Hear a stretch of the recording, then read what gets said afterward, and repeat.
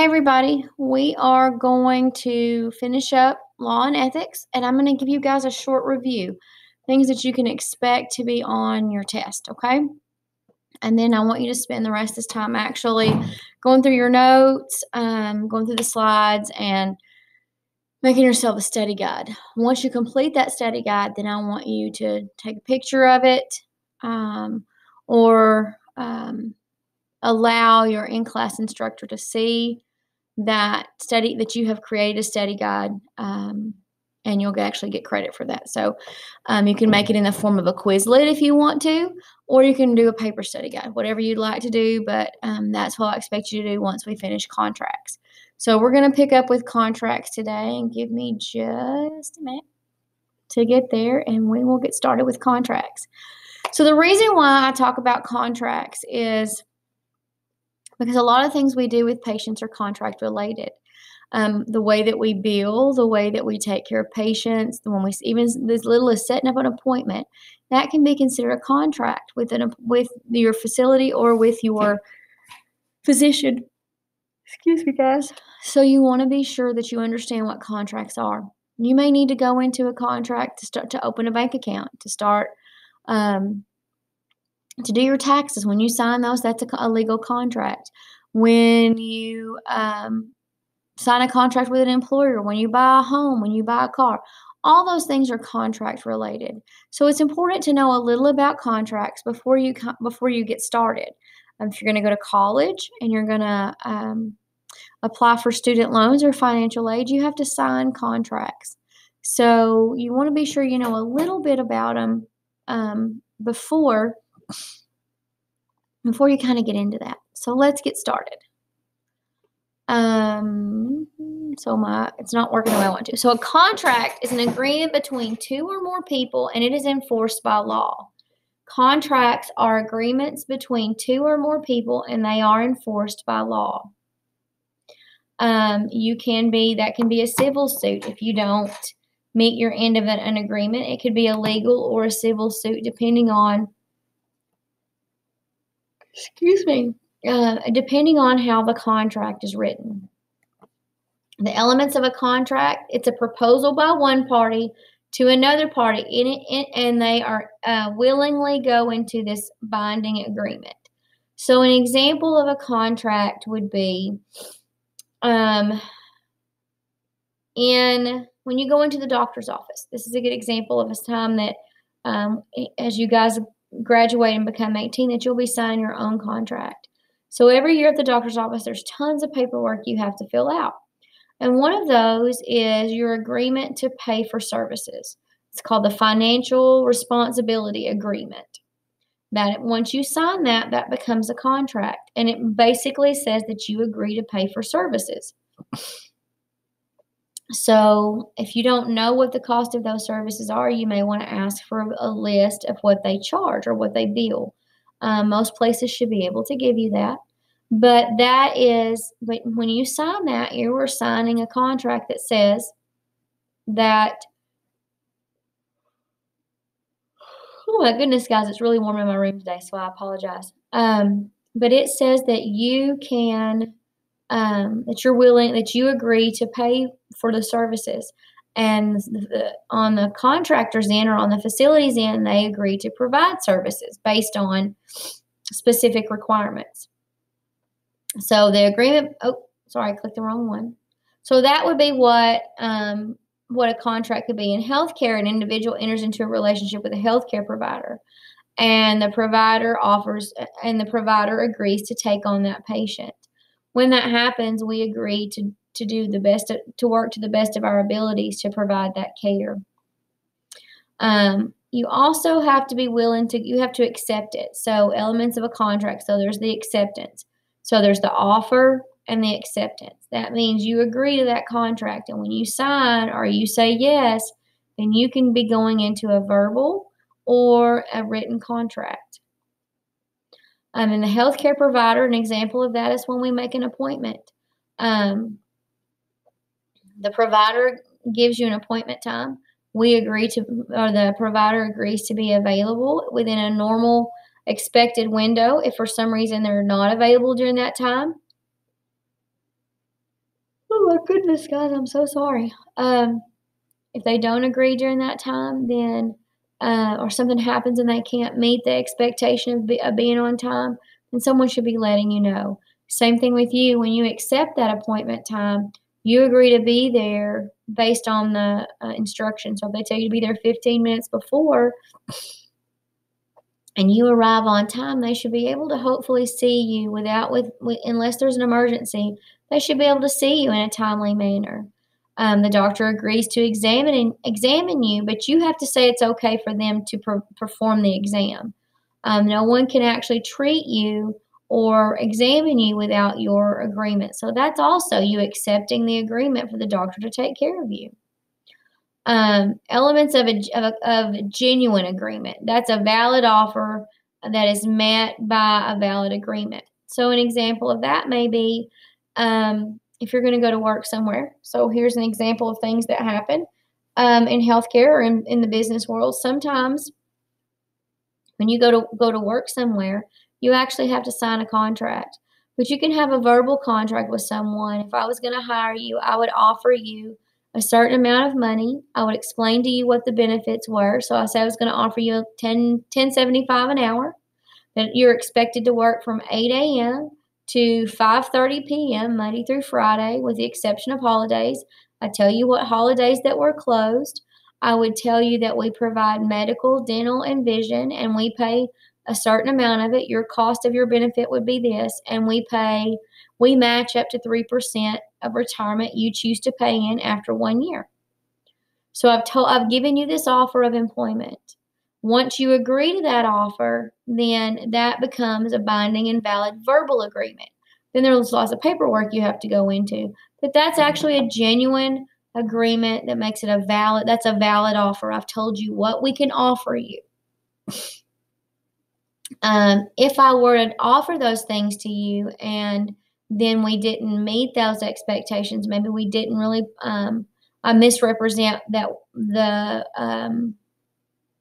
maybe I misrepresent the insurance. Maybe we don't cover as much of your insurance as we said, or maybe I tell you you're going to work from 8 to 5:30, but then I change my mind and tell you I want you there from 7 to 7. That can make our agreement null and void. That can make it completely a void agreement because I've misrepresented what my expectations were. So, and if I told you I was going to pay you $10.75 an hour, and then I only paid you $8 an hour, that also could be fraud. Also, that could be considered as undue influence, which means undue influence is if I make you feel like you have to work those hours. So maybe I tell you your job is 8 to 5:30, but then I start telling you I need you to come in at 7. I need you to stay till 8 o'clock at night. I need you to work for 3 doctors instead of 1. So those are things that I make you feel like you have to do, but really that's not what you were hired for. So that could be undue influence for me, making you feel like for you to keep your job, you have to do things that maybe you shouldn't do. Or I tell you to change the coding on a chart for payment, and I tell you to put things in a chart that maybe aren't true. That would be fraud. So we have to make sure that when we go into a contract with someone, we understand that contract. And not only understand it, but we can hold people accountable for that contract. And if they can't be held accountable, then we get out of that contract situation. So the capacity, so we've talked about the offer, the agreement, and now we're going to talk about the capacity of the contract. The capacity of the contract is the legal ability to enter into a contract. So to legally be able to enter into a contract, I have to be old enough. For some contracts, I have to be 18. For some things, I have to be 21 years old. I have to not be under the influence of drugs or alcohol. That includes prescription drugs. That includes that I can't agree to a surgical procedure if I have been given pain medication. That makes that contract not legal, not binding. I can't agree to any kind of contract if my mental capacity is not intact. If I have dementia or Alzheimer's that's advanced, I can't agree to things. I can't go into a contract for things. If I don't have the mental capacity to understand the contract. So maybe I am 18, or maybe I'm 25 or 30, but I have a mental disorder. I may not be able to go into a contract because I may not understand what I'm doing. So you have to be able to you have to legally have the ability to go into a contract. That means you have to be old enough and not under the influence and have the mental capacity to do that. Legal disability. Legal disability is an individual who can no longer or cannot legally enter into a contract. So that would be that mentally impaired person. And mentally impaired doesn't mean there's special needs. It means that maybe at that time they have an active mental disorder, or maybe they're under the influence of some kind of medication. So that would be a legal disability, why they could not enter into a contract.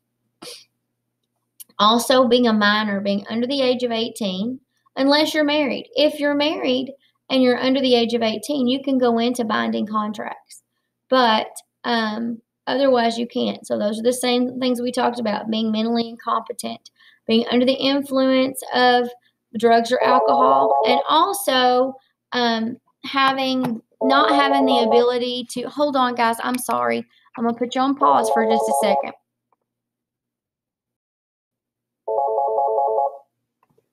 Okay, guys, I'm sorry about that. Let's get back to where we were. Back to contracts. Hopefully, they'll open up. All right. We'll have to scroll. I'm sorry. So once again, you cannot be semi-conscious, have a head injury. You can't be mentally impaired, mentally incompetent, under the influence of drugs or alcohol to go into a contract. Things to consider. The thing of value being exchanged is for something else of value. So if you're going into a contract where we're exchanging services, like I'm providing care, we're providing care, and you're paying for it, then that's something to consider, that you know the value, you know what it's going to cost. When payment is made by most of the time in doctor's offices and hospitals, that payment is expected upon services or shortly thereafter. So you need to read the financial portion. You need to take into consideration what the cost is. And it's okay to ask. It's okay to ask if doctor wants you to have something done. Say the doctor wants you to have an MRI done, then you need to know what it's going to cost. And that they need to know that they've contacted your insurance and you know what it's going to cost. Also, once you pay for a service, you want a receipt for that. You want them to give you something in writing that shows you paid for it, and what you paid for. You can always ask for an itemized statement, which will tell line by line what services were provided and what you're paying for, what your insurance portion is, what your portion is. You can always ask for those things because that's part of that contract, is knowing what services you're paying for. A person's entering into a contract cannot agree to do something that is illegal or forbidden by law. So contracts must be legal. I can't agree to sell you my kidney. I can't agree to sell you a part of my liver. I can donate it to you. I can give it to you, but I can't ask you to pay for it because that's not legal. It's not legal to go into a contract to sell a baby, but it's okay to adopt a baby. That contract is legal and binding. Those are just examples of things that you have to be sure that what you're doing is legal. I can't sell you a stolen piece of equipment or a stolen vehicle because it's not legal that I even have it. Types of contracts. So there's implied contracts, and those are nonverbal agreements of understanding. So an implied contract that's a nonverbal, just an agreement of understanding, would be that we have like a memorandum of understanding. It would be that we agree to provide services for each other. We agree to work together. That would be an implied contract.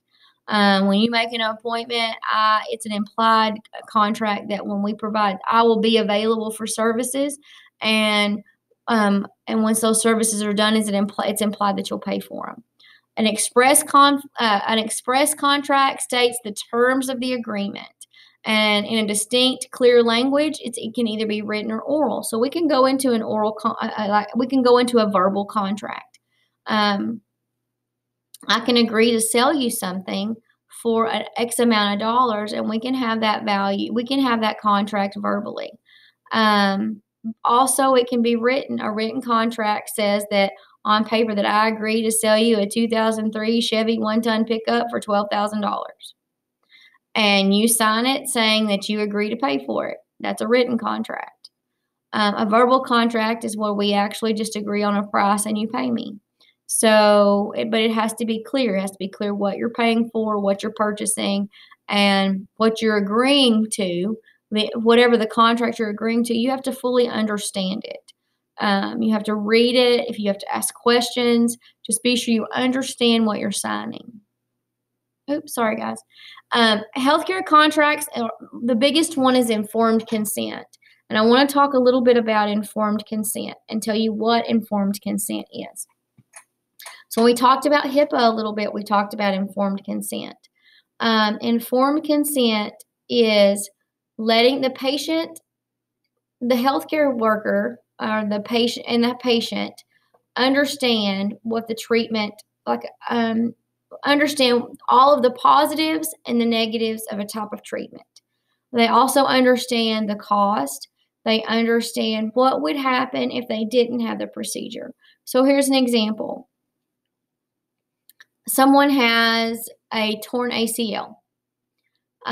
Their torn ACL, if they have surgery, they can use they're going to use part of the hamstring, not on everybody, but or they're going to use a cadaver hamstring. That's someone who has died and donated their body. They're going to use the hamstring from a cadaver, and they're going to rebuild that ACL for the patient. The patient needs to understand what a cadaver ACL is and understand that you can use the hamstring as well if they're developed enough, a portion of it, to repair the ACL. They need to understand that during surgery, they're going to have to be under anesthesia. They potentially could lose blood. They potentially could get a postoperative infection, that they could have damage to their knee. There could be other issues, or there could be a blood vessel nicked during surgery. They may need blood. They need to understand that after surgery, they're going to be, when they wake up, they're going to be on a machine that's going to continuously move their knee for a certain period of time.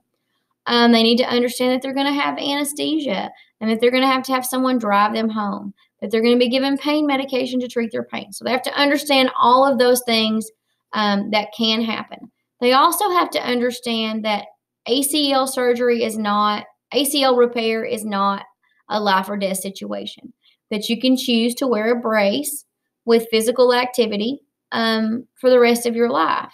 So that doesn't mean you have to wear it every day. It just means if you're going to participate in sports or anything that's going to cause you to have some need strenuous agility to the knee, where it's going to be moving back and forth or side to side, in a side-to-side movement, that you would need to wear a brace. That it is possible not to have surgery. You could opt out of surgery. So that would be informed consent, that you understand all of the possibilities, the positive things that could come out of it, the negative things that come out of it. You understand the cost. You understand what's going to happen before and after surgery. You understand the surgical procedure. And then you make an informed decision on whether or not you want to have the surgery. And you give consent. You sign a piece of paper that says you consent to that surgery. So the patient or the healthcare worker or the healthcare power of attorney. Now, a power of attorney can be either medical power of attorney, or they can have durable power of attorney. Let me explain the difference in those. Medical power of attorney means if I'm not in a sound mind, or I'm in a position where I can't make medical decisions for myself, I have designated someone to make medical decisions for me. That's medical power of attorney. Durable power of attorney means that person makes decisions for me, not only medically, but they can make decisions for my estate. Like they can they can make decisions related to my finances, to my home, to my assets, all of those kind of things. They can make those decisions for me. And either the patient or their power of attorney gives written permission for treatment. Once they understand they have a clear understanding of what's going to happen, of the outcomes and the complications. Knowing like if you get the ACL repaired, they could need to give you blood. You could have an infection. That they're going to put metal in your knee. You have to understand that. So informed consent is it's an actual healthcare contract. And for anything we do to a patient, whether it's even just giving them a shot, we have to give them informed consent. When you go get immunizations, they give you information on that immunization that tells you all of the things that can happen while they're given the immunization to prevent you from having some kind of disease, communicable disease. But then they tell you the side effects and what could happen. When you go to the pharmacy and you get a medication, you get a little piece of paper that tells you what the medication is, what it's for, what the side effects are, what if you have an allergic reaction, what to do. That's also informed consent. It's giving you information on what could happen if you take that medication. So informed consent is a huge part, one of the biggest contract parts that we do in healthcare. All right, guys, that covers contracts. That's going to complete law and ethics and professionalism. Now, I want to take a minute to go back and let me get out of this screen. And I want to tell you some things that you will want to know for your test that's coming up, things to review. Okay, so for professionalism, you want to know the characteristics of a healthcare professional, the personal characteristics of a healthcare professional. What are those? You want to know what is considered professional behavior, what is unprofessional behavior. You want to be able to pick out pieces of, if an example, I may give you a scenario that says, Miss Johnson is going in to see Dr. Smith today. Upon entering the doctor's office, she is greeted by a front office staff who smiles warmly and greets her and checks her in. The greeter or the nurse comes to the window to call the patient back. She calls her loudly by her first and last name, and as they're walking down the hall, she starts discussing what's wrong with the patient. Which person was being unprofessional? The nurse, the front office person, the nurse and the front office person, or none of the above? That might be a way I would write a question. But that question, the scenario may cover 2 or 3 different things. It may be a little longer, and then it may have 2 or 3 questions related to that. So that's kind of how your test will be set up. There'll be multiple choice for the most part. You'll have a bonus question that actually you have to write in. You'll have to type in the answer or write in the answer depending on how you're getting your test. So for professionalism, you need to understand what is professional behavior. What's professional communication? How should you answer a phone? What would be professional in writing? If you're doing written communication, would it be professional to write in complete sentences, or could you just use text the way you would text someone? You need to understand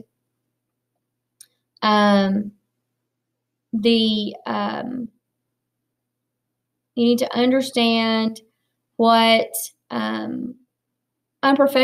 professional behavior is expected for healthcare professionals in regards to patient encounters. So look over those professional slides.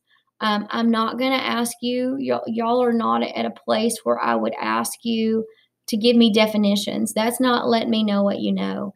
You're going to get scenario-based questions. Same thing over law and ethics. I will give you a scenario that similar to the case study that some of you did, that will give you kind of this happened, which part of this were they not doing? When we talked about the different parts of ethics, when we talked about,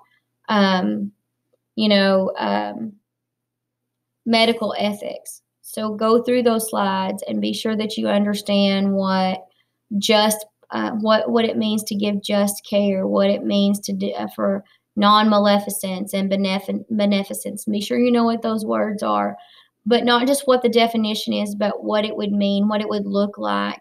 Non-maleficence, what does that look like in the healthcare setting? What kind of contract would, if I put a scenario about informed consent, and I said a doctor asks a patient to sign for surgery, and it just gives them a few things, like it tells them that they're going to have surgery on their left knee, that they'll be in the hospital for 2 days, and then they'll go home on pain medicine. Is that informed consent? True or false? I may ask you something like that. So these questions, they will not be definition type questions. I will send your in-class proctor, your in-class teacher, I will send them multiple versions of the test so they can choose how to distribute those, whether they give one version to each class or they give one version to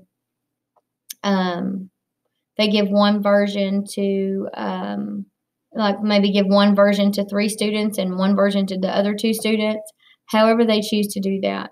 The other thing I want to tell you guys, and this is very important, I want you to go back and pull your slides up, and you have 2 options to do this because you're going to get a grade for it. I want you to either make a Quizlet, and if you make a Quizlet, you can attach the link to this particular assignment. And as you're turning it in, you would turn it in and attach the link if you make a Quizlet. Or you can make yourself a written study guide to help you study. Go back through the slides, go back through the lectures, and make yourself a paper. You can make a paper study guide.